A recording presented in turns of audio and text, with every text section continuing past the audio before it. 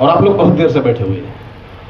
तो CWC child welfare committee प्रथम श्रेणी न्यायिक मजिस्ट्रेट की शक्तियां हैं इसके पास में। 18 साल से नीचे के सभी बच्चों का अभिभावक है, कानूनी अभिभावक है। आयुक्त की भूमिका के बारे में TN सेशन ने जब चुनाव आयुक्त बने तब लोगों को पता चला कि यह भी कोई पद है। और ऐसा ही कहा जाता है बस्ती के लिए कि जब विनोद शंकर चौबे सर आए और मंडलायुक्त थे तो पहली बार लोगों को लगा कि मंडलायुक्त भी कोई पद है। वैसे ही विषय का नाम ही है बाल अधिकार एवं किशोर न्याय अधिनियम 2015। तो चूंकि आप अभी छात्र जीवन में हैं, आपको मैथ फिजिक्स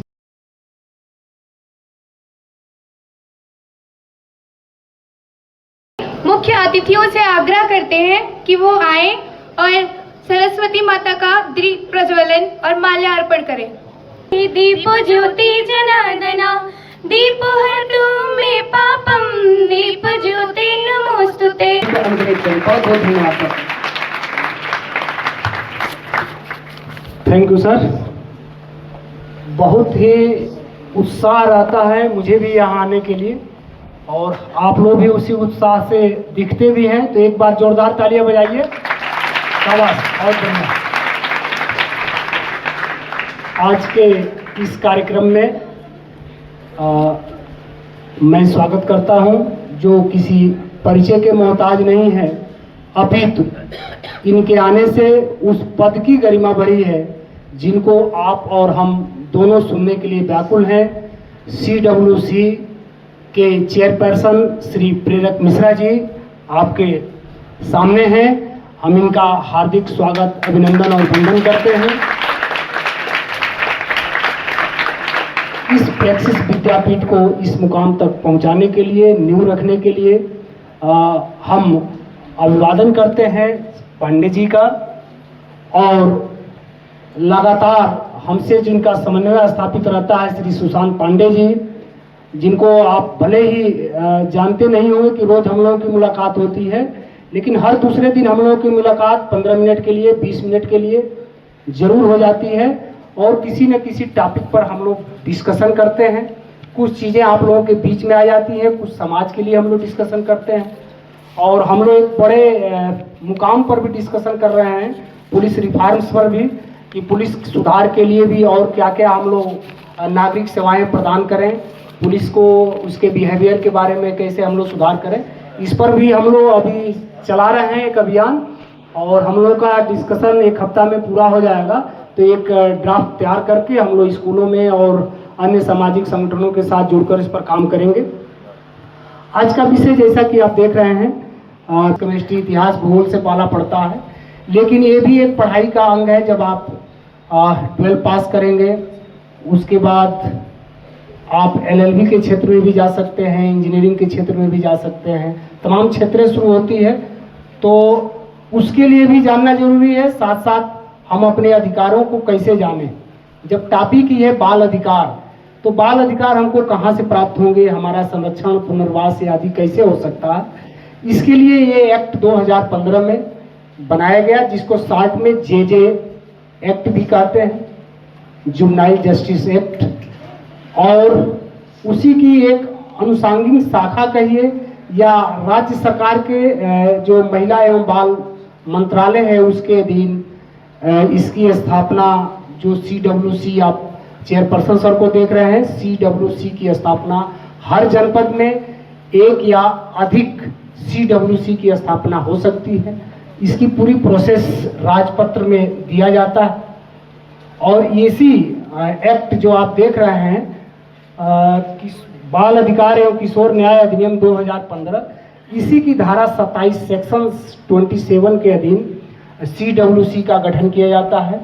और जिस बात पर हम लोग आज एकत्रित हैं बात करने के लिए, बाल अधिकार, तो बाल अधिकार आपके अधिकार, तमाम अधिकार हैं, संवैधानिक अधिकार भी हैं, आपके सामाजिक अधिकार भी हैं, पारिवारिक अधिकार भी हैं, कानूनी अधिकार भी हैं।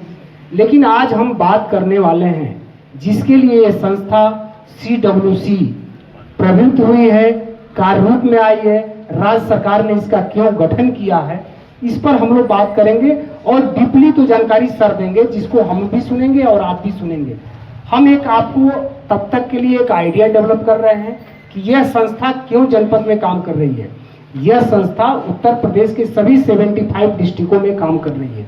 किसी जनपद में एक से अधिक भी ये संस्था हो सकती है, बस्ती में ये संस्था एक ही है।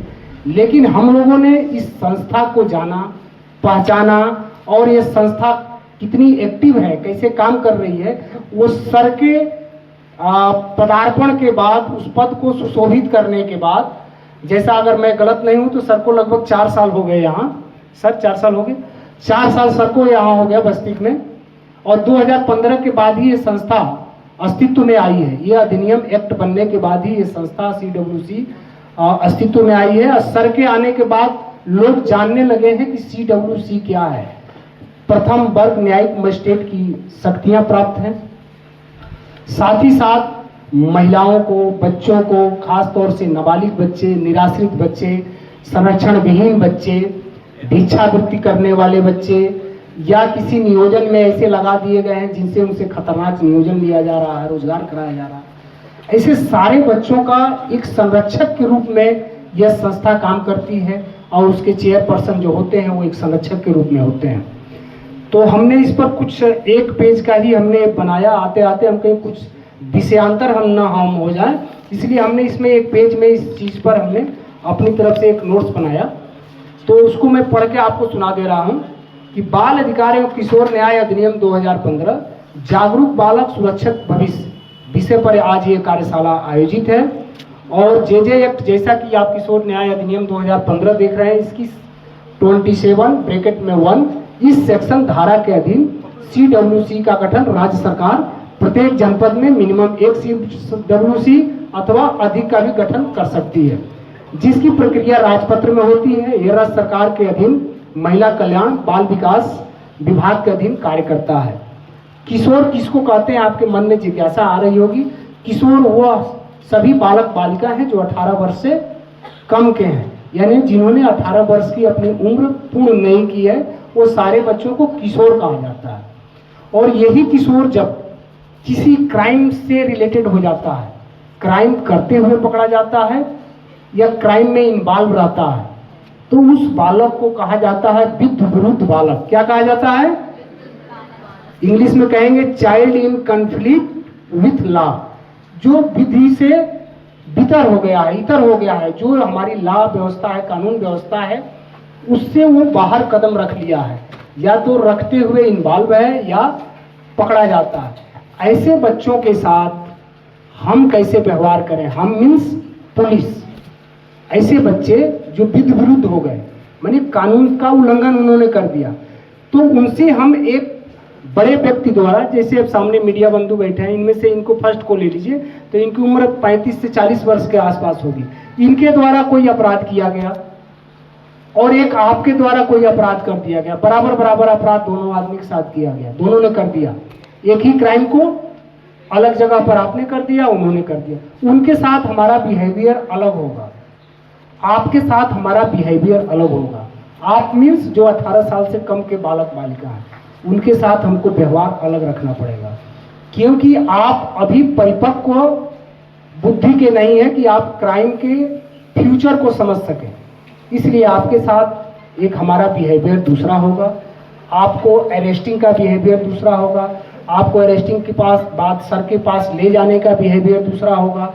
आपके लिए जेल ना होकर सुधारगृह रहेंगे, जहाँ शिक्षा से लेकर कौशल विकास तक की बातें होंगी, वहाँ काम उस तरह के होंगे। तो आपसे बातचीत आप इसलिए हो रहा है, आप विधि विरुद्ध बालक नहीं है, आप तो छात्र हैं। विधि विरुद्ध बालक वो होगा जो क्राइम करेगा या क्राइम करता हुआ पकड़ा जाएगा। आपसे वार्ता का मतलब यह है कि आप इतने परिवारों का प्रतिनिधित्व कर रहे हैं। अगर यहाँ 200 बच्चे हैं तो 200 परिवारों का प्रतिनिधित्व कर रहे हैं। 200 बच्चे हैं तो निश्चित रूप से 150 गाँव से होंगे, उन 100 गाँवों का आप प्रतिनिधित्व कर रहे हैं। आपके माध्यम से बातें जाएंगी दूर तक। आप भी ऊपर सर्विसेज में आएंगे तो आपके भी ये दिमाग में बातें रहेंगी कि हमको बच्चों के साथ कैसा बिहेव करना है, क्योंकि बच्चे हमारे देश के कल के लिए भविष्य हैं। एक क्राइम कर देने से उसका पूरा फ्यूचर नष्ट नहीं होना चाहिए। अगर उसने कोई क्राइम किया तो उसको सुधार का मौका मिलना चाहिए। तो वो सुधार का मौका केवल 18 वर्ष से नीचे के बच्चों को ही मिलता है। कि वो फिर अपने जीवन में सुधार कर सके और देश जिस इंतजार में है उस इंतजार को बच्चा आगे चल के पूरा कर सके। तो आपने दो चीज़ें समझ ली कि विद्या विरुद्ध बालक क्या है और CWC सेक्शन 27 के अधीन काम करती है। ये जो विद्या विरुद्ध बालक है ये इसी अधिनियम की सेक्शन 2 में परिभाषित किया गया है, डिफिनीशन जिसको आप परिभाषा बोलते हैं कि कहाँ पर हम देखेंगे कि विद्या विरुद्ध बालक क्या है। तो इसी अधिनियम की धारा 2 में विद्या विरुद्ध बालक की डिफिनीशन है और इसी अधिनियम की धारा 27 में CWC का वर्णन है। अब आपको प्रश्न उठना चाहिए आपके दिमाग में कि बाल अधिकार क्या है। तो बाल अधिकार मतलब आपका पहला अधिकार होता है शिक्षा का अधिकार, हर बच्चे को शिक्षा का अधिकार। कोई बच्चा इसमें से बताए कि हमारे इंडियन कॉन्स्टिट्यूशन में शिक्षा का अधिकार किस अनुच्छेद में दिया गया है? शाबाश, कोई एक बच्चा खड़ा होकर बताए। 21 ये, शाबाश, बहुत बढ़िया, सही उत्तर है इनका, बढ़ जाइए। आर्टिकल 21A में शिक्षा का, जहां पर दैहिक स्वतंत्रता का अधिकार है उसी में पार्ट ए जोड़कर, और ये शिक्षा का अधिकार 6 से लेके और 14 वर्ष तक की आयु का। साथ ही साथ आर्टिकल 51A में जब जाएंगे आप, आर्टिकल जहां पर फंडामेंटल ड्यूटीज है वहां पर पहले फंडामेंटल कर्तव्य जहां पर है वहां पर 10 कर्तव्य पहले दिए गए थे। अब ये 11th कर्तव्य ये जुड़ गया है कि हर पेरेंट्स की जिम्मेदारी है कि वो 6 से 14 साल के बच्चे को शिक्षा विहीन न रखे। ठीक है, तो पहला हमारा अधिकार शिक्षा का हो गया, दूसरा हो गया सुरक्षा का बालकों के लिए, तीसरा स्वास्थ्य और पोषण न्यूट्रिशन जिसको आप बोलते हैं, चौथा अभिव्यक्ति का, पांचवा भागीदारी, छठा सम्मान पाने का, सातवां गरिमा का। ये 7 मौलिक अधिकार बच्चों को प्राप्त है।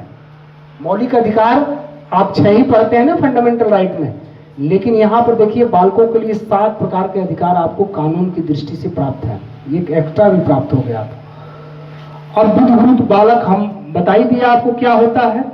इनको, इनकी संरक्षण, इनका देखरेख, इनका पुनर्वास, न्यायपूर्ण व्यवहार सुनिश्चित करना। और किन लोगों का करेंगे? कोई बच्चा बाल श्रम में फंसा पड़ा है, जनरेटर, कोई बच्चा बाल श्रम में, पीछे तक आवाज आ रही है? नहीं आ रही है, तब चलिए इंतजार कर लेते हैं। Enter aux in playing. देखिए हमको ध्यान आपको कहाँ देना है। कोई बच्चा कहीं बाल श्रम करते हुए दिखे, जैसे ईंट भट्टे पर काम करते हैं, चाय की दुकानों पर काम करते हैं, किसी कारखाने में काम करते हैं, या आपके गांव में ही कोई ज़्यादा ऐसा खतरनाक काम। अब ये नहीं कि माता पिता आपसे कहे कि जाओ दुकान से सामान ले लो, आप खड़े हो गए कि ये तो बाल श्रम है।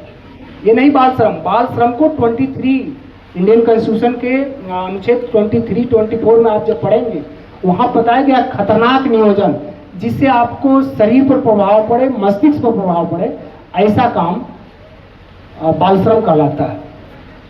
भिक्षावृत्ति में आप देखें किसी बालक को भिक्षा मांगते हुए, या परिवार के द्वारा किसी बालक को शोषित किया जा रहा है, या किसी अन्य व्यक्ति द्वारा शोषित किया जा रहा है, या कोई बालक ऐसा दिखे आपको जो संरक्षक विहीन हो, जिनके माता पिता पेरेंट्स न हो, तो उनको आप सूचना अपने टीचर्स के माध्यम से, पेरेंट्स के माध्यम से हम पुलिस तक पहुंचा सकते हैं। हमारे द्वारा सर तक अवगत कराया जाएगा और उस पर निश्चित रूप से कार्रवाई की जाएगी। सुधार क्या कर सकते हैं हम लोग? तो काउंसलिंग करके, कुछ परिवार में बच्चों के साथ अगर शिक्षा उनके द्वारा नहीं दिलवाई जा रही है तो उनका हम लोग काउंसलिंग करेंगे कि भाई आप सरकारी स्कूल भी हैं, आपके पास पैसा नहीं है, सरकारी स्कूलों में पढ़ाइए, उनकी काउंसलिंग करेंगे। कुछ स्वयंसेवी संस्थाएं भी निःशुल्क शिक्षा दिलवाती हैं।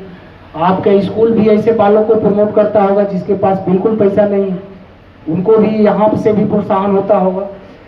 तो परामर्श के द्वारा, शिक्षा के द्वारा, फिर जो स्किल डेवलपमेंट होता है वो सब हम लोग करते हैं, और एक ऐसा इन्वायरमेंट प्रदान किया जाता है जिससे बच्चों का विकास हो सके। रिस्पॉन्सिबिलिटी किसकी किसकी हो सकती है? आप बच्चों के लिए रिस्पॉन्सिबिलिटी किसकी? पहला संरक्षक की, अगर आपके माता पिता हैं, कोई गार्जियन है। दूसरी रिस्पॉन्सिबिलिटी आपके सारे अधिकारों के लिए पुलिस की है। तीसरी जेजे बोर्ड, जिसके अधीन ये कानून आप देख रहे हैं, जुवेनियल किशोर न्याय कोर्ट, एक पूरा कोर्ट का सेटअप रहता है जैसे न्यायालय काम करता है। CWC कोर्ट की तरह काम करता है जैसे न्यायालय काम करता है। सुधार गृहें होती हैं और सोसाइटी भी जिम्मेदार है इसकी। ऐसी संस्था या व्यक्ति जो बच्चों को रोजगार पर रखते हैं वो भी इसके रिस्पॉन्सिबल हैं, और शिक्षण संस्थान भी इसके लिए रिस्पॉन्सिबल है। जागरूकता क्यों जरूरी है, इस टॉपिक पर हमने 3-4 लाइन लिखा है कि बच्चों को उनके अधिकारों की जानकारी देना, जिसके लिए हम आज ये कार्यक्रम आयोजित आपके सामने कर रहे हैं कि जागरूकता क्यों जरूरी है। बच्चों को उनके अधिकारों की जानकारी देना, बाल शोषण, बाल विवाह, बाल श्रम से बचाव के लिए जागरूकता जरूरी है। स्कूलों और समुदायों में जागरूकता अभियान जरूरी है, और इसके साथ साथ जो आपके कॉलेज में हमने कई बार कर भी लिया है, साइबर सुरक्षा और डिजिटल जागरूकता, क्योंकि आप ही की उम्र से अब मोबाइल, लैपटॉप और कंप्यूटर आप शुरू कर दे रहे हैं, तो इसमें भी आपको क्या देखना है, क्या नहीं देखना है, क्या शेयर करना है, क्या नहीं करना है, किस तरह सोशल मीडिया पर वार्ता करना है, चाहे टेक्स्ट के माध्यम से, फोटो के माध्यम से, वॉइस के माध्यम से, या क्या पोस्ट करना है, क्या नहीं करना है, ये आपको अवेयर रहना होगा। सुरक्षित भविष्य की दिशा में अगला कदम, ये लास्ट मेरा पॉइंट है। तो इसमें हमने 4 पॉइंट लिखा है: शिक्षा और कौशल विकास, मानसिक स्वास्थ्य और परामर्श, परिवार और समाज की भागीदारी, सरकारी योजनाओं का लाभ। जब हम इस तरह की कार्यशालाएं आयोजित करेंगे, या हॉस्पिटल और कई दीवारों पर लिखा हुआ भी देखे होंगे, बेटी बचाओ बेटी पढ़ाओ, तो ये इसी संस्था का जरिए जो मंत्रालय है आपका, महिला एवं बाल विकास मंत्रालय, उसके अधीन ये सब काम होता है, और उसी मंत्रालय के अधीन CWC ये हमारी काम करती है। और साथ में पॉस्को एक्ट की, उस पर अलग से किसी दिन हम सेशन लेकर वार्ता करेंगे। बच्चों के लिए जो कानून बने हैं एक अलग से भी, वो पॉस्को से संबंधित है। साथ में उसको लैंगिक हमला वगैरह बच्चों के साथ होता है, जैसे गुड टच, बैड टच के बारे में आपको बताया गया होगा, और भी चीज़ें जो महिला कांस्टेबल हमारे यहाँ से आती हैं वो आपको बताई होंगी, उस पर अलग से हम सेशन लेंगे।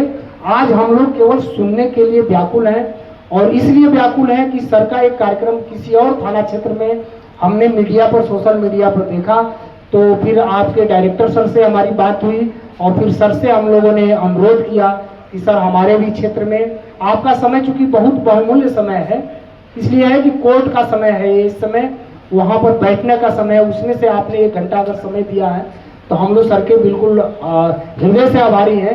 आज हम लोग सर से सुनेंगे, और इसके साथ मैं अपनी बात समाप्त करता हूँ। एक बार जोरदार तालियां बजाइए सर के लिए। थैंक यू, बहुत धन्यवाद। आपके भारत को मजबूत किया जा सकता है, उस विचारधारा को लेके आपके बीच में अपने विचार को भी रखेंगे। ऐसे आदरणीय प्रेरक मिश्रा जी लगातार रुधौली में अपने कार्यों से, और जो आदरणीय दुबे जी का एक अभियान है, मैं उसको भी देखता हूँ यूट्यूब पे। एक दिन में बैठा था, आपने मुझे जोड़ लिया, तो मैं देखते रहता हूँ जिस तरीके से जागरूकता आप फैला रहे हैं। निश्चित ही अपने कार्य से हटके समाज के लिए आप जो कार्य कर रहे हैं उसके लिए मैं आपको साधुवाद देता हूँ। हमारे आदरणीय चौबे जी सहित इस बगीचे में उपस्थित हमारे प्यारे नन्हे मुन्ने गुलाब के फूल, जो एक दिन इस रुधौली प्रैक्सिस विद्यापीठ से निकल के भारत के भविष्य में गुच्छे के रूप में जाएंगे और मेरे रुधौली का नाम रोशन करते हैं, करेंगे। मैं आप सभी को शुभाशीर्वाद देता हूं। मेरे प्यारे बच्चों, आज ये जो विषय है बड़ा गौण विषय है। मैं इसको सुन रहा हूं, मैं स्वयं बोर हो रहा हूं, आप भी बोर हो रहे होंगे, लेकिन ये मेरे भविष्य से जुड़ा हुआ विषय है। हमको जानने की आवश्यकता है। जब इस चारदीवारी से निकलकर आप समाज में जाएंगे और अपने अधिकार को नहीं जानेंगे, 2 लाइनें कही गई हैं कि सबको ही लड़ने पड़े अपने अपने युद्ध, चाहे राजा राम हो चाहे गौतम बुद्ध। बिना लड़े, बिना जाने, बिना छीने कोई भी राष्ट्र के निर्माण में अपना योगदान नहीं दे सकता। और आप भी रुधौली से मिलकर जो राष्ट्र के निर्माण के लिए जाएंगे तो अपने अधिकार को आपको जानना अति आवश्यक है। क्योंकि जब आप विद्यालय प्रांगण से निकल के कॉलेज में जाते हैं तो कॉलेज जीत की दुआ मिल गई, तब तो मौसम में ठंडी हवा मिल गई। आप आए श्रीमान जी यूं लगा, आप आए श्रीमान जी यूं लगा, जैसे तकलीफों को कुछ दवा मिल गई, जैसे तकलीफों को कुछ दवा मिल गई। बहुत बहुत धन्यवाद सर। विद्या के अधिष्ठात्री मां सरस्वती, जागरूक बालक सुरक्षित भविष्य, इस विषय पर आयोजित इस कार्यक्रम में मैं, हमारे थाना अध्यक्ष महोदय रवि सिंह, सुशांत बाबू, अजीत शुक्ला, ऐसे सभी लोग, यहाँ के अध्यापक अध्यापिकाएं, पंकज शर्मा जी वगैरह लोग, हम लोग जिनके बालक के रूप में यहाँ पर उपस्थित हैं, ऐसे परशुराम पांडे जी, इस कार्यक्रम के बारे में आप लोगों को सूचना पहले से ही है और काफ़ी लोगों ने बता भी दिया है। और हमारे आदरणीय विजय दुबे जी जो हैं प्रभारी निरीक्षक के रूप में आपके यहाँ 2-4 महीने से काम कर रहे हैं, मेरे परिचित तो पुराने हो गए। एक हम लोगों ने बात सुन रखी थी कि पुलिस वाले जो होते हैं इनके पास डंडा और कलम दोनों होती है। लोग डरते थे इस बात को सुन करके कि पुलिस वाला डंडे से ही मारता है और कलम से FIR लिख देता है, लेकिन विजय दुबे जी ने इस मानक को तोड़ा। ये मानक नहीं था, ये बुराई थी, और आपने एक कलम के माध्यम से एक अध्यापक की छवि दिखाई आपके सामने। अगर वर्दी ना पहने हो तो बोलते हुए एक अध्यापक की तरह ही लगते हैं। उत्सव धर्मी हैं, प्रतिदिन भोजन के बाद, काम के बाद में आदमी को थकान होती तो सोचता है कि थोड़ा आराम कर लूं, और विजय दुबे जी थोड़ा सा समय मिलता है तो अपनी गाड़ी किसी न किसी इंटर कॉलेज में जाकर खड़ी कर देते हैं। न माइक की ज़रूरत है, न मंच की ज़रूरत है, न माला की ज़रूरत है। ज़रूरत किसकी है? तो बच्चों की ज़रूरत है। बच्चे मिल गए, उनसे कुछ बातें कर ली, थोड़ा सा समय अपना दिया, थोड़ा सा समय उनका लिया। इतना उनका शौक़ है, उत्सव धर्मी है वो, मैं अभिनंदन करता हूँ उनका। और उनके ही नाते मैंने यहाँ पर आने का कार्यक्रम बनाया था। सुशांत बाबू के बारे में कुछ कहना ही नहीं है, ख्याति लब्ध व्यक्तित्व हैं। रवि सिंह जी के ओजस्वी भाषण को आप लोगों ने सुना ही। सामान्यतः हम लोग ऐसे कार्यक्रम से किसी राजनीतिक व्यक्ति का भाषण नहीं करवाते हैं, लेकिन रवि सिंह ने भाषण किया है और अच्छा किया है। और एक अपने विद्यार्थी जीवन का जो उन्होंने अपना अनुभव शेयर किया वो आपके लिए उपयोगी साबित होगा। रही बात बाल अधिकारों की, तो पुस्तकों में खूब है, गूगल पर खूब है। जितना मैं नहीं जानता हूँ वो सब है। मुझको भी आवश्यकता लगती है तो मैं किताब के पन्ने पलटता हूँ, गूगल सर्च करता हूँ। कुछ धाराएं याद हैं, जो नहीं याद हैं उनका स्रोत खोजना पड़ता है। कहने का उद्देश्य केवल इतना ही है कि बाल अधिकार के बारे में आप जान सकते हैं, कभी भी जान सकते हैं। मैं ना बताऊं तब भी आप जान सकते हैं। जैसे आर्टिकल 21 के बारे में बताया किसी स्टूडेंट ने, मैंने तो नहीं बताया था, आपको पता है। और पता करने का स्रोत इतना ज़्यादा डेवलप हो चुका है कि आप पता कर लेंगे। कुछ व्यवहारिक बातें आपके बीच में करूंगा। एक तो समय बहुत कम बचा है, 12-13 मिनट और बचा हुआ है। यहाँ बैठे सभी बच्चों का मैं सरकार की तरफ से अभिभावक हूँ। देख रेख संरक्षण का काम है हमारे जिम्मे। जो नीडी चाइल्ड है, अब चाइल्ड कहने पर कक्षा 5 के बच्चे को, 2 के बच्चे को, 12 के बच्चे को अलग अलग लगता है। हम कहाँ चाइल्ड हैं, हम तो बड़े हो गए हैं। मेरी 8 साल की बेटी, वो भी कहती पापा बचपन में मैं ऐसा करती थी। उसको लगता है कि हम लोग कहते हैं आप तो बूढ़ी हो गई हो क्या। तो कई बार अपने को लगता है कि हम तो बड़े हो चुके हैं। लेकिन कानूनी जो परिभाषा है, 18 साल से एक दिन भी यदि आप काम हैं तो आपको हम बच्चा ही मानते हैं, बालक ही मानते हैं। इस नाते अपने अधिकारों के बारे में जानने की बात है। अब अधिकारों के बारे में जानना क्या, कई बार हमारे साथ में बड़े बिहेव खराब होते हैं। बहुत खराब माहौल में हम बैठे हैं, हमारे बगल में कोई दबंग छात्र बैठा हुआ है, वह बगल में कुहनी से मार रहा है। वो कहता है हमारे लिए तंबाकू ले आओ, या चलना भी रास्ते में मोड़ पर तुमको बताऊंगा, हमारा ये विषय लिख दो, नहीं लिखोगे तो फिर मिलोगे गेट के बाहर। कई बार लड़कियों के साथ में बहुत दुर्घटनाएं होती हैं। घर अकेले जाना है, कैसे जाएं? वो मोड़ पर तो वहाँ कोई खड़ा मिलता है, वहाँ पर तो पुलिस भी नहीं रहती है, अंधेरा हो रहा है, कोचिंग से कैसे वापस जाएं? बहुत सारी समस्याएं हम अपने अंदर लेकर के जीते हैं, जिसे ना पुलिस जानती है, ना CWC जानती है, ना अध्यापक जानते हैं, ना माता पिता जानते हैं। उन्हीं समस्याओं को बाहर निकालने के लिए मैं आपसे निवेदन करने आया हूँ। यदि कोई समस्या आपके जीवन में आती है तो समस्याओं के लिए बोलना सीखिए, चुप मत रहिए। चुप रहना अपराध को बढ़ावा देता है। समस्या कैसी होती है, एक बार मेरे जीवन में एक घटना घटी, मैं बताता हूँ आपको।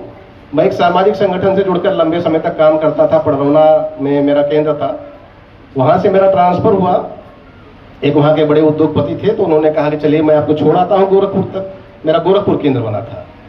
वो लेकर के आ रहे थे, उनकी कार में मैं बैठा था, ठंडी का महीना था। तो धीरे धीरे करके कुहासा पड़ा और कार के शीशे पर इतना कुहासा पड़ गया कि आगे दिखाई नहीं पड़ रहा था। उन्होंने वाइपर चलाया अपना, तो थोड़ा सा गोल गोल दिखाई पड़ने लगा, लेकिन मेरे बगल का जो शीशा था वहां एकदम अंधेरा ही था। और गाड़ी में बैठने वाले व्यक्ति को क्या लगता है, थोड़ा दाएं बाएं भी देखते चले। तो मैंने सोचा कि होगा ऐसा ही, अब चलेंगे गोरखपुर तक। तो मैंने उनसे पूछा, उनका नाम था दीप नारायण अग्रवाल, कि अग्रवाल साहब ये कैसे चलते हैं हम लोग कुहासे में? गाड़ी में बैठकर घूमने का मेरा स्वभाव था नहीं, मैं जानता नहीं था इस बारे में। तो उन्होंने कहा भाई साहब तो खत्म हो जाता है। मैंने कहा कैसे खत्म होता है? कुहासा मेरे आंखों के सामने आ गया है, मैं बहुत डरा हुआ हूँ, बहुत सहमा हुआ हूँ, कोई बच्चा मुझे बहुत परेशान करता है, क्या करूँ मैं? उन्होंने कहा कि शीशे को आप ऐसे हाथ से करिए, ऐसे। मैंने ऐसे किया तो वो कुहासा खत्म हो गया, बाहर का कुहासा अंदर से ही खत्म हो गया। ऐसा आप लोगों जिनके घर में कार होगी वो देखते होंगे, इस शीशे को ऐसे पूछिए तो साफ हो जाता है। बहुत सारे बच्चे सर हिला रहे हैं, इसका मतलब वो जानते हैं। इसका उद्देश्य मेरे कहने का इतना ही है। ऐसे ही हमारे जीवन की समस्याएं हैं जिनको हम जानते हैं कि बहुत घना अंधियारा, बहुत कुहासा है, कैसे जाएंगे, कैसे करेंगे, गाड़ी कैसे चलाएंगे? ऐसे ऐसे करिए, 10-90 मिलाइए, 10-98 मिलाइए, 112 मिलाइए। अरे गजब का सहयोग है। पानी, बरसात, पुलिस वाला घुटने तक पैंट मोड़ करके आपके घर पहुंच जाता है। पहुंचते कि नहीं पहुंचते? गांव में देखते होंगे हम लोग कहते हैं पुलिस आई, कहाँ आई है? किसी ने फोन किया था, रात में 12 बजे पहुंच जाते हैं। मेरे घर पर सिविल पुलिस को तो छोड़िए, सिविल पुलिस तो गांव में चलने की अभ्यासी होती है। जीआरपी और आरपीएफ के लोग तो गांव में नहीं जाते, वो तो रेलवे स्टेशन के आसपास रहते हैं। वो लोग भी रात में 12 बजे, 1 बजे, 2 बजे पहुंचते हैं और कहते हैं सर ये छोटा सा बच्चा मिला है, ये बिहार से दिल्ली जा रहा था, ये भटक गया है अपने माता पिता से, तो इसको सुपुर्दगी में देना है, आपके सामने पेश किया जा रहा है। सीडब्ल्यूसी का जो काम है वह आपके लिए ही है। सीडब्ल्यूसी पूरी तरह आपके लिए समर्पित है। जैसे कोई अपराधी हुआ, अपचारी हुआ, नन्हे बच्चों को, 18 साल से नीचे वालों को अपचारी कहते हैं, उन्हें प्रस्तुत करना है तो हम सामान्य न्यायालय में उनको लेकर के नहीं जाते। दीवानी न्यायालय जहाँ पर होता है, जहाँ बड़े ऊंचे आसन बने होते हैं, जहाँ पर कटघरा खड़ा होता है, बड़ी भीड़ होती है, पुलिस होती है, बड़े वकील होते हैं, लगता है कि न्यायालय है, दिखने में लगता है। जो सीडब्ल्यूसी की परिकल्पना है, वहाँ पर एक्ट में लिखा गया कि यहाँ पर कोई ऊंचा आसन नहीं होगा। सीडब्ल्यूसी के अध्यक्ष और सदस्यों के पास में प्रथम श्रेणी न्यायिक मजिस्ट्रेट की शक्तियां तो प्राप्त होंगी, लेकिन वो ऊंची कुर्सी पर नहीं बैठेंगे। कैसी कुर्सी पर बैठेंगे? जैसे कुर्सी पर अध्यापक बैठता है। उनके सामने कोई ऊंचा आसन, कोई ऐसा कटघरा नहीं होगा जिससे लगे कि कोई विशिष्ट व्यक्ति बैठा हुआ है। वहां पर पुलिस नहीं खड़ी रहेगी। वहां पर आपको कैसा लगेगा जैसे हम अपने स्कूल की ऑफिस में आ गए हैं। वहां जो व्यक्ति बैठा हुआ है, जिसको दरोगा सलाम करता है, वह आपसे कैसा व्यवहार करता है? और बाबू क्या हाल चाल है, कहाँ से आ रहे हो, क्या नाम है, किस क्लास में हो? अच्छा अच्छा, कहाँ चले गए थे? दिल्ली चले गए थे। अच्छा, क्यों चले गए थे? तो सर वो हमने अपने बॉयफ्रेंड से शादी करना था, इसलिए हम चले गए थे। वो बच्ची क्यों बताती है हमसे कि हमको बॉयफ्रेंड से शादी करनी थी? क्योंकि चाइल्ड फ्रेंडली व्यवहार वहाँ पर है। वहाँ काउंसलिंग के माध्यम से जो बातें पुलिस नहीं जान पाती है, जो उसके अध्यापक और अभिभावक नहीं जान पाते हैं, उन बातों को जान लेते हैं हम लोग। वहाँ पर बहुत सारे बच्चे बताते हैं, अपने माँ बाप के बारे में बताते हैं, मेरी माँ खराब है, मेरे पिताजी खराब है, हमारे अध्यापक खराब है, समाज खराब है। यानी एक आपके पास वह एक स्थान होता है कि जहाँ पर आप जाते हैं तो आप चाइल्ड फ्रेंडली माहौल पाते हैं, और वहाँ पर आपको एक अपना अभिभावक मिलता है जो कहता है डरो नहीं, कोई बात नहीं, दिल्ली भाग गए थे, कोई बात नहीं, वापस आ गए ना, जाओ एडमिशन करवाओ फिर से। आप कहते साहब कैसे एडमिशन करवाएं? उर्दोली के स्कूल वाले ने निकाल दिया, कहता है नहीं पढ़ाएंगे आपको, हम आप तो दिल्ली भाग गए थे। वो हमारी लड़की पहला दिल्ली भाग गई थी, तुमको नहीं पढ़ाएंगे। अब हम कहते हैं ठीक है, लाओ हमको एप्लीकेशन दो, हम नोटिस करते हैं विद्यालय को, आदेश करते हैं विद्यालय को कि भाई बच्चे से गलती हो गई, इसका एडमिशन कराओ, पढ़ाई कराओ इसकी। यानी सब कुछ मिलता है, देख रेख संरक्षण में सब कुछ आता है ना। आप यदि कोई देख रेख करने लगे तो उसमें कुछ छूटेगा क्या? ये नहीं करना है, सब कुछ करने की बात आ जाएगी ना। तो इस प्रकार से वहां पर देख रेख संरक्षण के दायरे में जो भी आता है सब कुछ लेकर के सीडब्ल्यूसी आपके सामने खड़ी है। बस आवश्यकता किस चीज की है? थोड़ा सा धैर्य रखिए, थोड़ा सा धैर्य। मैंने देखा बहुत सारे इंटर कॉलेज के बच्चे मेरे सामने आते हैं, बहुत कष्ट होता है कि वो 12, 13, 14, 15 साल की उम्र में घर छोड़ करके भागते हैं और कहते हैं कि हम शादी करने गए थे। 12, 13, 14, 15, 16, 17 साल की बच्चियां प्रेग्नेंट होकर के आती हैं तो छाती फट जाती है, कष्ट होता है, बहुत दुख होता है। क्यों हुआ, कैसे हुआ? इसके लिए कौन जिम्मेदार है? परिवार, समाज, पुलिस, अध्यापक, कौन जिम्मेदार है? कोई भी जिम्मेदार हो, भुगत तो मेरा बच्चा रहा है ना। यदि हम 18 साल से पहले किसी बच्चा को लेकर के भागते हैं, होता क्या है कि कई बार हमारे घर में अभाव है, अभाव के कारण घर का माहौल खराब होता है, हमने कोई बात माँ से की, माँ ने डांट दिया, माँ ने डांट दिया, और स्कूल में आए किसी बच्चे ने, किसी खराब प्रवृत्ति के लड़के ने हमको प्रपोज कर दिया, यार कोई बात नहीं, चलो अब तुमको दिल्ली बम्बई लेकर के चलते हैं, शादी कर लेंगे, वहाँ शादी के बाद तो जैसे बाल अधिकार होता है ना, सब कुछ मिल जाता है बच्चों के लिए, CWC सब कुछ करेगी। ऐसे शादी के बाद सब कुछ मिल जाता है, ऐसी एक भावना बच्चों के मन में आ जाती है। बस थोड़ा सा उसने पूछा, क्यों दुखी हो आज? तो उसने कहा कि मम्मी ने बहुत डांटा है। तो उसने कहा तो क्या हुआ, चलो दिल्ली चलते हैं। तो उसने कहा नहीं यार मम्मी बाद में मान जाएंगी, पापा है, मम्मी है, ठीक हो जाएगा। नहीं ठीक कुछ नहीं होगा, मेरे घर वाले बहुत मारते हैं, चलो चलते हैं, शादी कर लेंगे। तो भाग गए घर से। अब भाग गए घर से तो क्या हुआ, पकड़ करके तो आना है, दुनिया गोल है, कहीं भी आप जाएंगे, जहां जाइएगा हमें पाइएगा, पुलिस वहां पर मिलेगी, पकड़ करके आपको CWC के सामने लाएगी। यदि आप 18 साल से कम के निकले तो आपकी जगह होगी जेल। शादी करने की उम्र क्या है? बच्चों की 18 साल, लड़कियों की 18 साल और लड़कों की 21 साल। अब कई बार मामले क्या आ रहे हैं, आप लोग चूंकि बड़े बच्चे हैं इसलिए मैं आपसे शेयर कर रहा हूं, करना जरूरी भी है, कि लड़की लड़के भागते हैं। भागने के बाद क्या पता लगता है कि लड़की 17 साल 6 महीने की है, लड़का 18 साल 6 महीने का है। अब क्या होगा? लड़के की शादी की उम्र तो 21 साल होती है, तो 2.5 साल कौन इंतजार करेगा, 3 साल कौन इंतजार करेगा? कई बार दोनों बराबर होते हैं, वो भी 18 साल का, वो भी कक्षा 10 में, वो भी कक्षा 10 में, तो शादी करना है। तो लड़की कहती है ना साहब कौन शादी करेगा इससे, तो भी 18 का, ये तो 21 साल का 3 साल बाद होगा, और हम तो साहब 2 महीने बाद हो जाएंगे। वो छोड़ देती है वो। अगर आपने दुर्घटना की तो समझिए आप जेल में। 18 साल 1 दिन के यदि आप हो गए तो आप 500 एक्ट से बच सकते हैं। ठीक है, शादी करना कोई अपराध नहीं है, घर से भागना, घर में मतलब घर से भागना भी कोई बड़ा अपराध नहीं है। कई बार अपना मन व्याकुल होता है, आदमी भाग जाता है, भागकर वापस आ जाता है। आपके लिए सरकार ने पूरा जाल फैला रखा है, आप भाग रहे हैं, आपको पकड़ लेगा TT, DRP, RPF के पास भेज देगा, सरकारी खर्चे से आप वापस आ जाएंगे। कल मेरे यहाँ 2 बच्चियां आई, एक 17 साल की, एक 16 साल की, दोनों लड़कियां हैं, पकड़ी गई हैं जलगांव महाराष्ट्र में। कोई FIR नहीं दर्ज है, मुकदमा नहीं दर्ज है, और उनको नगर थाने की पुलिस पकड़ करके ले आई। मैं मानता हूं कि हो सकता है कि पुलिस को गाड़ी अभिभावक ने ही उपलब्ध कराई हो, फिर भी एक दरोगा हमारा, एक महिला आरक्षी वहां पर गई और पकड़ करके ले आई। मैंने पूछा बेटा ऐसा क्यों किया, तुम तो दोनों लड़की हो, क्यों साथ में भागी? तो कहीं हम दोनों साथ नहीं रहना चाहते हैं। तो दोनों बहुत अच्छी सहेलियां थी, दोनों बहुत अच्छी सहेलियां थी।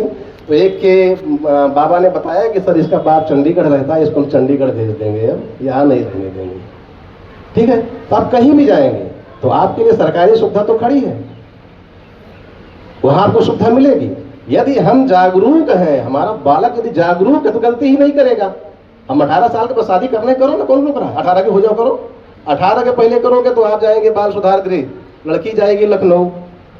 और इधर तो 15-20 दिन से मेरे मन में आने लगा है भाव कि लड़की लेकर के लड़का जब भाग रहा है, तो अब तक मुझे लगता था कि लड़की के साथ बहुत दुष्कर्म हो रहा है, बहुत गलत काम हो रहा है। अब 15-20 दिन से मुझे लगने लगा है कि उससे ज्यादा लड़का भुगतता है।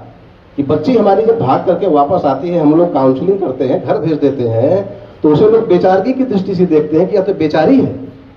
और लड़का लेकर के जो भागा है भाई साहब, उस पर 500 लग जाता है, 376 लग जाता है, जेल चला जाता है, जमानत नहीं होती है, खेती बिक जाती है।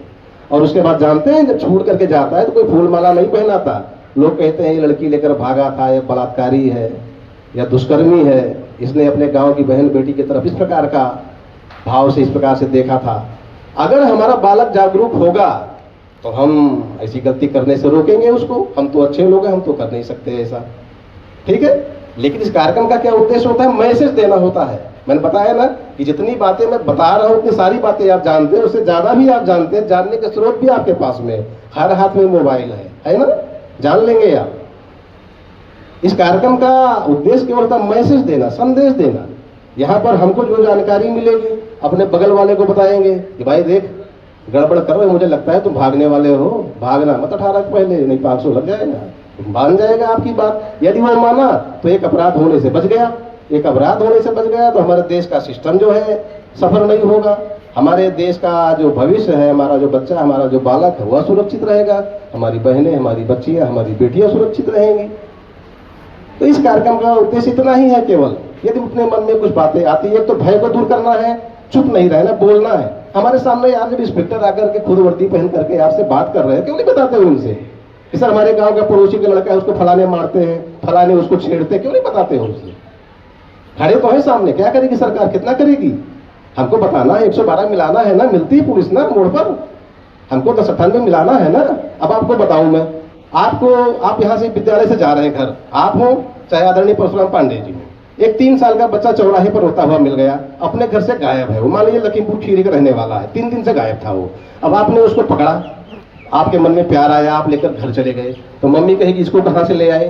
दूध घर में वैसे दूध पी रहे थे, इसको कौन पिलाएगा? 3 साल का है, कौन सुलाएगा इसको? रो रहा है वो, दूध मांग रहा है। एक बच्चा मेरे यहाँ आया छोटा सा, मैंने पूछा कि कुछ खाओगे? हम लोग पूछते हैं इसे प्यार से, भले खिला ना पाए, कुछ खाओगे? उसने कहा हाँ। हमने कहा क्या खाओगे? कहा अंडा। तो हमने ऐसाई से कहा कि जाओ ठंडा ले आओ, तो कहा ठंडा नहीं अंडा। ठीक है, तो हमने कहा यार अंडा तो हम ना खाते हैं, ना खिला पाएंगे, बाहर जाना अभी खिला देंगे आपको। ठीक है, तो मैं क्या कह रहा था भूल गया। हाँ, रास्ते में बच्चा रोता हुआ मिला हमको। अब आप लेकर चले गए, अब क्या करेंगे उसको? बड़ी समस्या है, अपने पास कौन सुलाए, सवेरे स्कूल जाना है। अब आदरणीय परशुराम पांडे जी लेकर चले गए, बच्चा रख लिए, उसको 2 दिन 3 दिन तक 4 दिन तक रखे हैं। अब वो बच्चा मिसिंग में है, गायब हुआ है। पुलिस खोजते हुए पहुंची और कहा कि आपने 3 दिन से एक नाबालिग बच्चे को अपने घर में रखा है, अब आप जेल चलिए। अब बिना मतलब के जांच पड़ताल शुरू। आप मन में तो प्यार था कि 3 साल का बच्चा कहाँ जाएगा, धूप लग जाए, बरसात हो जाए, कहाँ जाएगा ये, तो मन में तो प्यार था, लेकिन फंस गए हो। क्यों फंस गए? कानूनी जागरूकता नहीं थी। क्या करना है अगर कोई बच्चा मिला रोता हुआ? हमारे पास तो 1-1 किलो बच्चे आते हैं फेंके हुए, 10 घंटा पैदा हुए, 15 घंटा पैदा हुए, 8 घंटा पैदा, ऐसे बच्चे आते हैं हमारे पास, और बड़े भी आते हैं, आप जैसे भी आते हैं। क्या करना? 1098 मिलाना। कौन सा नंबर मिलाना? 1098 मिलाना। जैसे 112 मिलाने पर पुलिस पहुंचती है, ऐसा थोड़ी देर में आपका डिटेल लिखेंगे और थोड़ी देर बाद एक पुरुष और एक महिला, 2 लोग आएंगे सादा कपड़ा पहन करके, चाइल्ड लाइन के लोग होंगे वो, और आपका डिटेल लिखेंगे, बच्चे को रिसीव करेंगे, लेकर के जाएंगे, और फिर वो बच्चा कहीं का होगा पूरे देश में, उसको खोज करके उसके घर तक पहुंचाएंगे, उसके घर तक पहुंचाएंगे पक्का। और वो जब तक नहीं पहुंच रहा है तब तक उसके पढ़ाई, दवाई, खिलाई, सारी व्यवस्था सरकार करेगी। हमने नेपाल के 16 बच्चे पकड़े थे, जब रोते थे तो भाषा समझ में नहीं आती थी क्या कहना चाह रहे हैं। एक बच्चा था, सब इतनी कबूतर जैसी छोटी छोटी आंखें, इतने बड़े बड़े गाल, और 1.5 फीट 2 फीट 2.5 फीट की साइज उनकी। 16 थे, और रोए तो सब रोए। अब अच्छा कर क्या, ये क्या कह रहे हैं कोई समझ ना पाए, क्यों रो रहे हैं? तो फिर दुभाषिया बुलाया गया, भाई बताओ ये क्यों रो रहे हैं? तो बताता था कि अपनी माँ के लिए रो रहे हैं, पिताजी के लिए रो रहे हैं। फिर बाद में हमने भारत के दूतावास से, नेपाल के दूतावास से, गृह मंत्रालय से सबसे समन्वय किया, और नेपाल की एक संस्था है जो वहाँ के गृह मंत्रालय ने लिख करके भेजा, फिर उसको उसके सुपुर्द हमने कर दिया। तो इतना काम हम कर रहे हैं। फिर आपको कानूनी जागरूकता यदि है तो कोई छोटा बच्चा मिला तो स्वयं ना फंस के उसको कहाँ भेज देंगे? CWC के पास भेज देंगे, 1098 नंबर मिला देंगे, पहुंच जाएगा वहाँ पर। ठीक है, ऐसे बहुत सारी बातें, कुछ बातें मैं केवल कह रहा हूँ, बाकी बातें कहने के लिए सूर्य भगवान पक्का 2 बजे आ गए, देखिए, है ना। और मैं तो ये मानता हूँ ना कि बच्चों के लिए जब ऐसे कार्यक्रम होते हैं बहुत अच्छे होते हैं। जो बच्चे काम वगैरह ना पूरा करके आए होंगे, आज के 2 घंटे पक्की खाली गई, आवाज नहीं चेक होगा ना, काम बीत गया यहाँ पर। तो बच्चों के लिए ऐसे कार्यक्रम अच्छे भी होते हैं, और अच्छे इस नाते भी हैं कि आपको यहाँ पर वह बातें बताई गई जो क्लास में नहीं बताई जाती। क्लास में एक मानक है, हिंदी का अध्यापक हिंदी पढ़ाएगा, मैथ पढ़ाएगा, है ना। वहाँ पर बाल अधिकार और घर से नहीं भागना है, शादी 18 के पहले नहीं करनी है ना, किसी को बैड टच नहीं करना है, कोई कर रहा है तो चुप नहीं रहना है, ये सारी बातें वहाँ पर वो नहीं बता सकते। मैं अपने अध्यापकों से भी निवेदन करूँगा कि हमारे इन बच्चों के जीवन में यदि कभी बदलाव आता है, थोड़ा सा भी यदि ये दाएं बाएं मुड़ते हैं, आपको पता लगना चाहिए, या थोड़ा इन पर नज़र रखिए, हमारे उन बच्चों पर जो 13 से 16, 17, 18 साल के हैं, क्योंकि इस उम्र को माना जाता है कि हार्मोनल डेवलपमेंट का समय होता है। बहुत सारी ऐसी चीज़ें आती हैं हमारे दिमाग में जो पाठ्यक्रम में नहीं है, जिनसे बचना हमको कहीं नहीं सिखाया जाता है, लेकिन वह हमारे कल्पना का समय होता है, हमारा कल्पना लोक में हम जीवित रह रहे होते हैं। तो उस समय हमको जो है बहुत सारी गलतियाँ करने का अवसर होता है। और मैं अपने अध्यापकों से ज़्यादा और अपने अध्यापकों से भी निवेदन करूंगा कि हमारे इन बच्चों को जो अध्यापक से भी ज़्यादा यानी अभिभावक से भी ज़्यादा जो आपकी निगाहों में हैं, आपके साथ हैं, आपके प्रिय हैं, आपके करीब हैं, उन पर निगाह बना करके रखिए और उन्हें धीरे धीरे संभालते संभालते 18 पार कर दीजिए, जिससे उनसे इस प्रकार की दुर्घटनाएं, इस प्रकार की गलतियां होने से वह बचेंगे तो मेरा और हमारा हम सबका, आप सबका भविष्य सुरक्षित होगा। इतना निवेदन मैं करूंगा इस विद्यालय प्रबंधन तंत्र से। और जो बातें आप लोगों ने, हम लोगों ने मिलकर के सुनी है, इसको और आगे तक लेकर के जाएंगे और आगे तक पहुंचाएंगे तो अपने इस कार्यक्रम की सार्थकता होगी। इतनी बात कह करके अभी मैं अपनी बाणी को यहाँ पर विराम देता हूँ। धन्यवाद। बहुत बहुत धन्यवाद सर। कहना है कि समय आज इस छोटे से कार्यक्रम में और इस कार्यक्रम की रूपरेखा तय करने के लिए हमारे बीच जो इस कार्यक्रम को ऑर्गेनाइज करने में, इस कार्यक्रम को दशा दिशा देने के लिए जिन्होंने बीज रखा, सर्वप्रथम मैं आदरणीय प्रभारी निरीक्षक रुधौली श्री विजय दुबे सर का बहुत बहुत आभारी हूँ कि उन्होंने इस तरह की एक रूपरेखा रखी कि ऐसे कार्यक्रम को बच्चों के बीच लाया जाए। तो मैं बहुत बहुत आभार व्यक्त करता हूं सर का।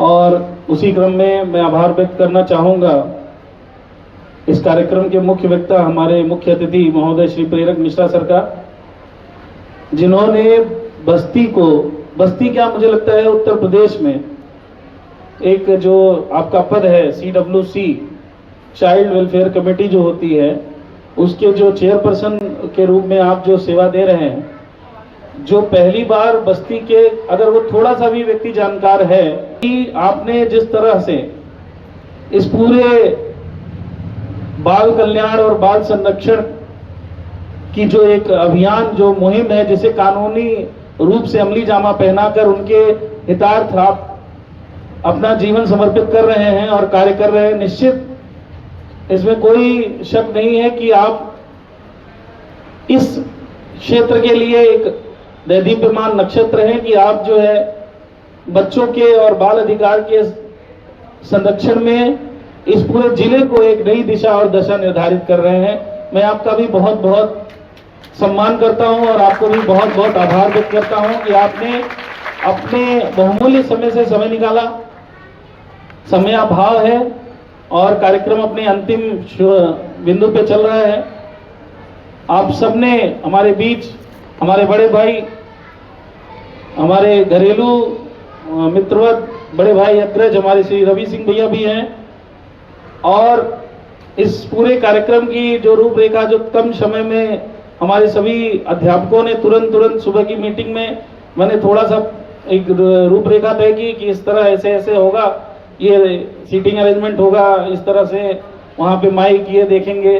तो छोटे से मेरे आह्वान पे, छोटी सी मेरी दिशा निर्देशन पे आप सबने जिस तरह का अरेंजमेंट किया, और आप सबको विशेष रूप पे, आप सभी छात्रों को, जो सीनियर छात्र यहाँ पे बैठे हुए हैं, आप सबको विशेष रूप से कि आपने जो अपना धैर्य का परिचय इस गर्मी में दिया और बहुत अच्छे से आपने सुना इस पूरे कार्यक्रम को, आप सबको भी विशेष रूप से बहुत बहुत धन्यवाद। एक बार अपने लिए जोरदार ताली आप सब बजा दें। तो मैं दो लाइन कह करके मैं इस पूरे कार्यक्रम को समाप्त करने की घोषणा करूंगा, क्योंकि समय ज्यादा हो चुका है। हमारे बीच मीडिया बंधु भी बैठे हुए हैं। एक बार मीडिया बंधुओं के लिए भी, जो हमारे छोटे भाई बड़े भाई जो भी है, जो हमारे एक बार के कहने पे, जिसमें बल्कि मैं ज्यादा बात भी नहीं कर पाता हूँ, फोन ऑन होता है, हाँ कहाँ है, अच्छा बाबू एक कार्यक्रम आना है जी भैया, कितने बजे, 1 बजे, चलेगा। उसके बाद शायद मैं और बात भी नहीं कर पाता हूँ, या मतलब और भी ज्यादा उनसे कुछ वार्तालाप ना होने के कारण और भी कई चीजें होती हैं, लेकिन उनको कभी इस चीज का वो नहीं होता है। और ऐसे छोटे से आह्वान पे तुरंत अपनी सेवा देने के लिए जितना उनसे बन पड़ता है संस्था के प्रति, उनके समर्पण को मैं एक बार चाहूंगा, एक बार जोरदार तालियों से उनके लिए बहुत बहुत धन्यवाद। ये जो कार्यक्रम था, जिसकी दशा दिशा और रूपरेखा तो सर ने अपने बहुत ही मूल्यवान स्पीच में बहुत ज्यादातर चीजें बता दी विजय दुबे सर ने, और उसके जो कानूनी प्रक्रिया थी, जो कानूनी तौर तरीके थे, उसको और अमली जामा सर ने, हमारे प्रेरक मिश्रा सर ने भी बताया कि आपके अधिकारों के लिए भी बहुत सारे तरीके, और कितना अच्छा एग्जाम्पल आपने जो उदाहरण दिया शीशे की, कि सारी सुविधाएं, सारी चीजें आपके फिंगर टिप पे मौजूद हैं, लेकिन उद्देश्य यह है कि आप उस शीशे को साफ किससे कर रहे हैं। उद्देश्य यह है कि आपको आगे देखना है और गंदा उसे करना है। उद्देश्य मुख्य होता है, आप करना क्या चाहते हैं। गूगल सागर है, Instagram, Google, internet, social media, ये सागर है। आप उसमें से पानी कौन सा निकालना चाह रहे हैं, ये आपके ऊपर निर्भर करता है। आप उस गूगल से अपने पढ़ाई की चीजें करना चाह रहे हैं, उस यूट्यूब से, या कुछ और आप करना चाह रहे हैं। और आज अगर जिस तरह संविधान ने हमको जो कानून, जो हमारे राइट्स दिए हैं, अगर हम उनका उपयोग करके अपने जिंदगी को संवार रहे हैं, तो हमारी कोशिश होनी चाहिए कि एक पढ़े लिखा युवा होने के नाते कि आप तो खुद जानिए, ये 2 घंटे में, 1 घंटे के प्रोग्राम में नहीं समझ में आएगा। ये सिर्फ आपके अंदर की आग जलाने का कार्य है। और समाज का हर एक वर्ग जो जहां पे भी है, वो अपने स्तर से समाज को बदलने का प्रयास करता है। उसी प्रयास की देन है कि आज इस तरह की चर्चा हम लोगों के बीच एक संभ्रांत व्यक्तियों के द्वारा, महनीय व्यक्तियों के द्वारा की जा रही है। लेकिन इसका मतलब ये नहीं है कि ये कारवां, ये अभियान यहीं खत्म हो जाए। ये तभी यथार्थ रूप में और तभी इसकी सार्थकता मैं कहूंगा जब आप खुद जागरूक होने के साथ साथ अपने आसपास पड़ोस के ऐसे युवाओं को भी जागरूक करें, ऐसे लोगों को भी जागरूक करें जहां उनके अधिकारों का हनन हो रहा हो, जहां उनके अधिकारों को जानने वाला कोई ना हो। यदि आप ऐसा करने लगे तब माना जाएगा कि सच्चे रूप में आपने इस कार्यक्रम को सार्थक किया। जहां आपको पता हो कि बाल अधिकार होते क्या हैं, किस उम्र से होते हैं, क्या ऐसे अधिकार हैं जिनको करना जरूरी है, जिनकी अगर कहीं उनके अधिकारों का हनन हो रहा है तो क्या करना चाहिए। तो इस तरह जो कार्यक्रम सर ने किया, जैसे छोटी सी बात अभी जल्दी मुझे पता चली, ये जो डायल 112 की जो गाड़ियां होती हैं, महिला जो हेल्पलाइन वाली, इसमें ज्यादातर महिलाओं को अगर रात में गाड़ी न मिल रही हो, सुविधा ना हो, कहीं उनको जाना हो, उसके लिए है। वो तो अलग बात है, झगड़े के लिए भेज दिया जाता है। सत्यता अगर जहां तक मुझे सुनाई दिया, मैंने जो पता दिया, ये उसके लिए है कि उसके लिए कोई भी महिला कभी रात में अगर उसको कोई गाड़ी नहीं मिल रही है, उसको घर जाना हो, तो आप 112 डायल करिए, वो गाड़ी आपको घर तक छोड़ के आएगी। तो ऐसे कानून हम लोगों के बीच में है कि हम लोगों को पता ही नहीं है कि हमारे हित के लिए सरकारों ने, संस्थाओं ने कितनी ऐसी व्यवस्थाएं कर रखी हैं कि जो आपको आपके जीवन जीने की सुगमता लाने के लिए बहुत उपयुक्त होगी। तो मैं एक बार फिर से इस पूरे कार्यक्रम को एक रूपरेखा देने के लिए जो हमारे सभी साथ के श्रम साधक, जिन्हें मैं शिक्षा के श्रम साधक कहता हूं, जो मेरे टीम के साथी हैं, मैं उनको भी बहुत बहुत धन्यवाद दूंगा, जो प्रत्यक्ष या परोक्ष रूप से इस कार्यक्रम को ऑर्गेनाइज करने में अपना समय और बहुमूल्य समय दिए, उनको भी बहुत धन्यवाद करूंगा। और मैं आप सभी गणमान्य अतिथियों का एक बार और तहे दिल से स्वागत करूंगा कि आपने बहुमूल्य समय निकालकर आज इस विद्यालय के प्रांगण में आकर और इस कार्यक्रम की जो शोभा बढ़ाई है, मैं बहुत बहुत धन्यवाद देता हूं। और मैं कहना चाहूंगा कि हम सब मिल करके अगर प्रयास करेंगे तो समाज की कोई भी ऐसी कुरीतियां नहीं है जिसे हम दूर नहीं कर सकते। और रही बात रास्तों में रोड़े आने की, रास्तों में कठिनाइयां आने की, तो ये प्रकृति का काम है। आज बारिश हो सकती थी, नहीं हुई, होती तो हमारा प्लान सेकंड भी मौजूद था। इसलिए अगर जहां पे जिद है फलक को बिजलियां गिराने की, हमें भी जिद है वहीं आशियां बनाने की। तो हम सब मिल करके आसपास, पड़ोस, सब जगह इस बाल संरक्षण कानून के तहत एक अभियान चला करके लोगों को इसके बारे में बताएं, तब जाकर के इस कार्यक्रम की सार्थकता होगी। मैं बहुत बहुत धन्यवाद देना चाहता हूं एक बार फिर से सर, आप सभी को इस कार्यक्रम की शोभा बढ़ाने के लिए। इस कार्यक्रम की आधिकारिक समाप्ति की घोषणा की जाती है। बहुत बहुत धन्यवाद।